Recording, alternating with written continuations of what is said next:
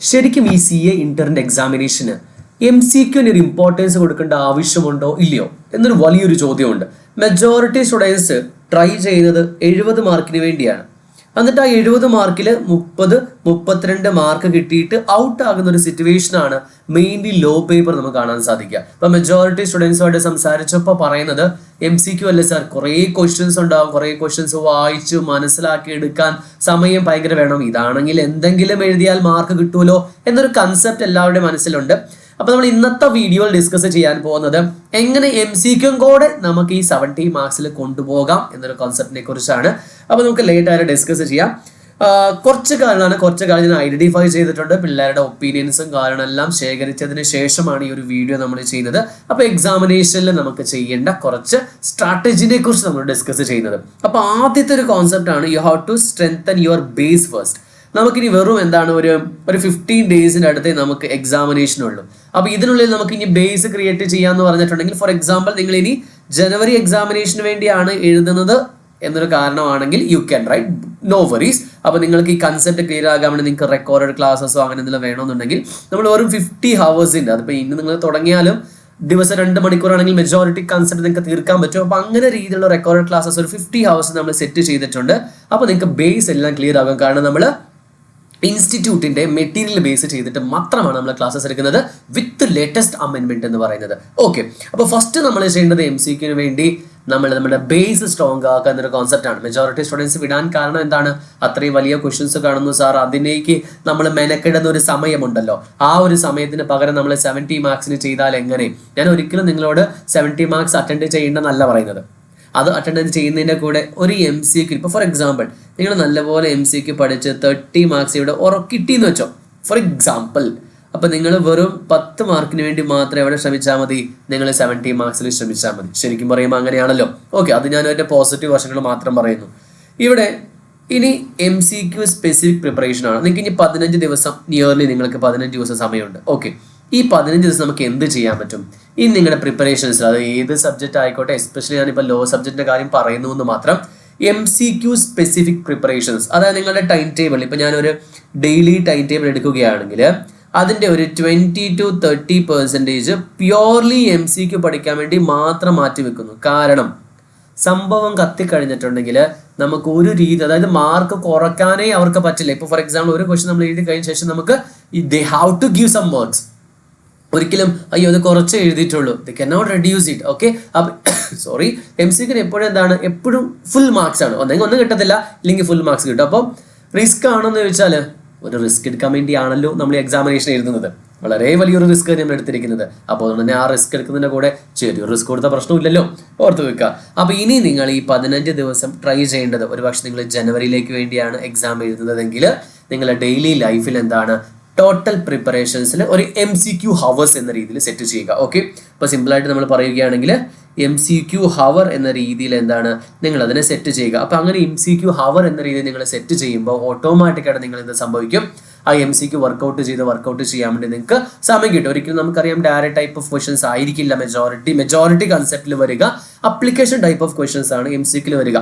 Okay, next ഇതിന്റെ ഒരു upgradation മാത്രമാണ്. Develop an MCQ reading habit. അതായത് ഇവിടെ നമ്മൾ MCQ ഹവറിൽ വർക്കൗട്ട് ചെയ്യുന്നുണ്ടെങ്കിൽ ജസ്റ്റ് നമ്മൾ വെറുതെ ഇരിക്കുന്ന സമയത്ത്, ഇപ്പോൾ ഫോർ എക്സാമ്പിൾ നിങ്ങൾ ട്രാവലിംഗ് ചെയ്യുന്നുണ്ടെങ്കിൽ ട്രാവലിംഗിന്റെ സമയത്ത് ഒരു 10 MCQ നിങ്ങൾക്ക് നോക്കാൻ പറ്റുമോ? ചുമ്മാ ഒന്ന് നോക്കാൻ പറ്റുമോ?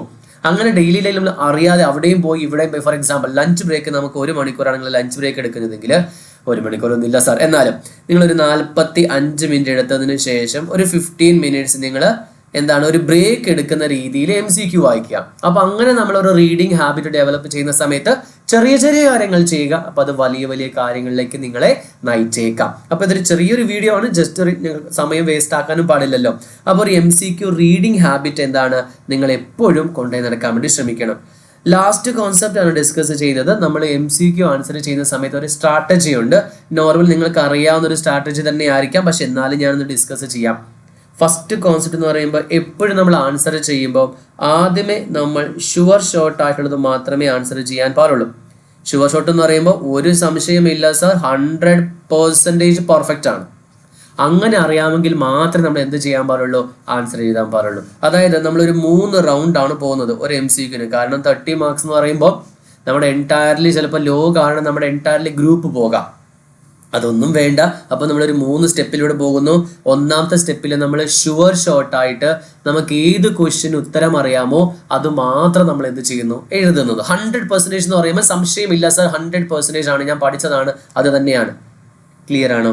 രണ്ടാമത്തെ കോൺസെപ്റ്റ് എന്ന് പറഞ്ഞിട്ടുണ്ടെങ്കിലാണ് ഏറ്റവും കൂടുതൽ നമുക്ക് സമയം സ്പെൻഡ് ആകുന്ന ലെവൽ എന്ന് പറഞ്ഞിട്ടുണ്ടെങ്കിൽ, അതായത് ഒരു 50% to 99%. ഇതിൻ്റെ ഇടയ്ക്കിലുള്ള കുറച്ച് നമ്മൾ വർക്ക് ചെയ്താൽ മാത്രമേ നമ്മൾക്ക് ഉത്തരം കിട്ടുകയുള്ളൂ എന്ന് പറയുന്ന കൺസെപ്റ്റ് ഉണ്ടല്ലോ. അപ്പോൾ അതിനു വേണ്ടി നിങ്ങൾ സമയം കണ്ടെത്തേണ്ടതാണ് 50 to 99% എന്ന് പറയുന്നത്. അപ്പോൾ ഇവിടെ നിങ്ങൾക്ക് മാക്സിമം മാർക്ക് കിട്ടിയാൽ ഇവിടെ നല്ല കോൺഫിഡൻസ് ആയിരിക്കും. അപ്പോൾ നിങ്ങൾക്ക് MCQ എളുപ്പമാണോ അല്ലയോ എന്ന് തീരുമാനിക്കുന്നത് സെക്കൻഡ് റൗണ്ടിലായിരിക്കും.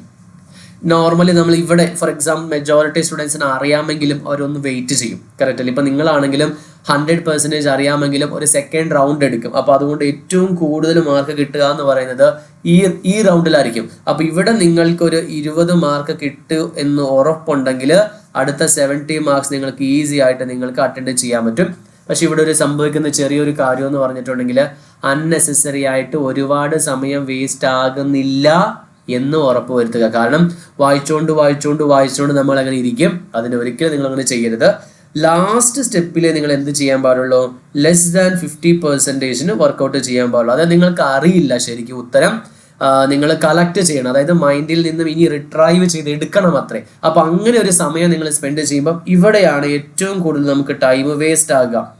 ഈ ടൈം വേസ്റ്റ് ആവുക എന്ന് പറഞ്ഞിട്ടുണ്ടെങ്കിൽ ഇവിടെ ഈ തേർഡ് സ്റ്റെപ്പ് നിങ്ങൾക്ക് അഡോപ്റ്റ് ചെയ്യേണ്ടത് എപ്പോഴും ഏറ്റവും എൻഡ് ഓഫ് ദ എക്സാമിനേഷൻ ആയിരിക്കണം. എൻഡ് ഓഫ് ദ എക്സാം ആയിരിക്കണം. കാരണം ഒരു ഞാനിൽമേൽ കളി എന്ന് പറയും. അതായത് കിട്ടിയാൽ കിട്ടി പോയാൽ പോയി. അതുകൊണ്ട് ഈ കിട്ടിയാൽ കിട്ടി പോയാൽ പോയി KKPP നമ്മൾ സാധാരണ പറയും. ഓക്കെ, അത് ഒരിക്കലും എക്സാമിനേഷൻ്റെ ഇനീഷ്യൽ ഹവേഴ്സിൽ ആയിരിക്കരുത്. അത് എക്സാമിനേഷൻ എപ്പോഴും അവസാനത്തെ മണിക്കൂറുകളായിരിക്കണം നിങ്ങൾ ചെയ്യേണ്ടത്. ഓക്കെ, അപ്പോൾ ഇത്രയും കാര്യങ്ങളാണ് ഒരു ചെറിയ രീതിയിൽ നിങ്ങളുടെ MCQ എക്സാമിനേഷൻ എഴുതാൻ എനിക്ക് സഹായിക്കാൻ പറ്റുമെന്ന് ഞാൻ വിശ്വസിക്കുന്നു. അപ്പോൾ മെയിൻ ആയിട്ട് നിങ്ങൾ ഫോളോ ചെയ്യേണ്ടത് ഈ ഒരു സ്ട്രാറ്റജിയാണ്. ഒരിക്കലും ഇവിടെ പഠിക്കുന്ന നിങ്ങൾ എക്സാം ഹോളിൽ ചെല്ലുമ്പോൾ മാറരുത്. കാരണം നോർമലി സ്റ്റുഡൻസിന്റെ മെന്റാലിറ്റി എക്സാം ഹോളിൽ ഒന്ന് പഠിക്കുമ്പോൾ വേറൊന്ന്. അപ്പോൾ അതായത് ചിലർ എക്സാമിന്റെ അതേ രീതിയിൽ തന്നെ ഇവിടെ വർക്കൗട്ട് ചെയ്യും, പക്ഷെ എക്സാം നടക്കുന്ന സമയത്ത് വേറൊരു മൂഡായിരിക്കും. ഒരിക്കലും അങ്ങനെ ചെയ്യരുത്. ഇവിടെ എന്താണോ നിങ്ങൾ സ്ട്രാറ്റജി ഫോളോ ചെയ്യുന്നത് അത് തന്നെ ആയിരിക്കണം നിങ്ങളുടെ മെയിൻ എക്സാമിനേഷൻ നിങ്ങൾ ഫോളോ ചെയ്യേണ്ട സ്ട്രാറ്റജി എന്ന് പറയുന്നത്. ഓക്കെ, കുറച്ച് കാര്യങ്ങൾ ഡിസ്കസ് ചെയ്തപ്പോൾ നിങ്ങൾക്ക് ക്ലാസ്സസോ കാര്യങ്ങളോ വേണമെന്ന് നിങ്ങൾക്ക് കോൺടാക്ട് ചെയ്യാവുന്നതാണ്. കോൺടാക്ട് നമ്പർ എന്ന് പറഞ്ഞിട്ടുണ്ടെങ്കിൽ വാട്സപ്പ് ചെയ്താലും മതി. 7907049994 എന്ന് പറയുന്ന നമ്പറിലേക്ക് നിങ്ങൾ വാട്സപ്പിൽ ജസ്റ്റ് ഒന്ന് ഹായ് അയച്ചിട്ട് ഇന്ന ക്ലാസ് ആണ് വേണ്ടതെന്ന് പറഞ്ഞ് നമുക്ക് ക്ലാസ്സസ് പ്രൊവൈഡ് ചെയ്യാൻ പറ്റും. ഫുള്ള് നമ്മൾ കവർ ചെയ്തിട്ടുണ്ട്. അപ്പോൾ നിങ്ങളുടെ ഫ്രണ്ട്സ് ആരെങ്കിലും ഈ പ്രാവശ്യം CE എക്സാമിനേഷൻ എഴുതുന്നുണ്ടെങ്കിൽ അവർക്ക് അയച്ചു കൊടുക്കുക. ജനുവരി ആണെങ്കിൽ നിങ്ങൾക്ക് നല്ലൊരു സമയമുണ്ട് പ്രിപ്പറേഷൻ ചെയ്യാൻ വേണ്ടി. അപ്പോൾ അടുത്ത വീഡിയോ കാണുന്നവരെ ഓൾ ദി വെരി ബെസ്റ്റ്.